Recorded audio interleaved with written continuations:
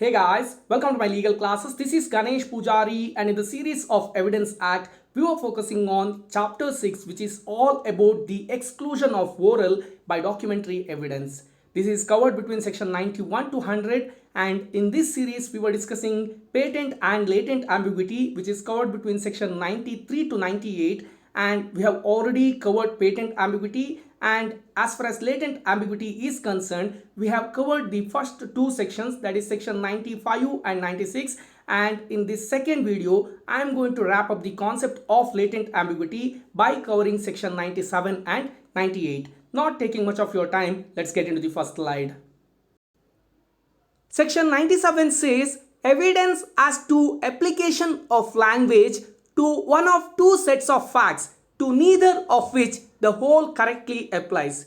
Here there is a particular sentence, and if you break the sentence, there are two parts, and if you try to read them together, none of them become a fact. But if you try to read them separately, both of them are a kind of fact. Now, how to read this? Section 97 says on the same, and you will understand this particular section only after reading the illustration. But before going to illustration, let us read out the provision. It says, when the language used applies partly to one set existing facts and partly to another set of existing facts, but the whole of it does not apply correctly to either, in such case, evidence may be given to show to which of the two it was meant to apply. Now that looks little tricky, but once after going through my illustration along with the picture that I have given there, you will understand it completely. What happens in the illustration? There are two people, one Mr. A and another Mr. B. Now A has two lands, one by name X, the other one by name Y. Now A want to sell a particular land to Mr. B, and in the document it is mentioned that my land at X in the occupation of Y. That means the land X is being occupied by B and I want to sell it.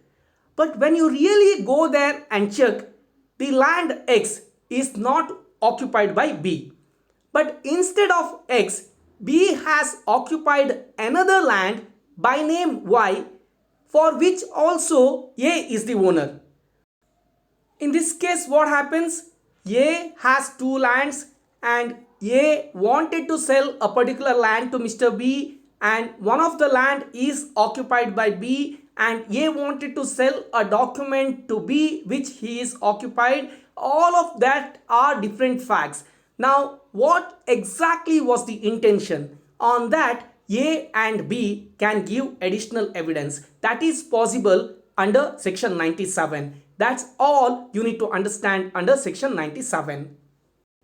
The last part as far as latent ambiguity is concerned is section 98, and this discusses about evidence as to meaning of illegible characters, etc. Now here the section says evidence may be given to show the meaning of illegible or not commonly intelligible characters of foreign, obsolete, technical, local and provincial expressions of abbreviations and of words used in a peculiar sense. Here what happens when a particular document is difficult to understand or unreadable related to foreign language, or if it is an outdated document, or it is too technical, or it is related to some local or provincial expressions, or difficult to understand the abbreviations or the words of a particular sense. In that case, additional evidence may be given to prove what exactly that document is meant. That's quite an easy section. However, if you have any difficulties to understand, the section has a beautiful illustration which clarifies all your doubt.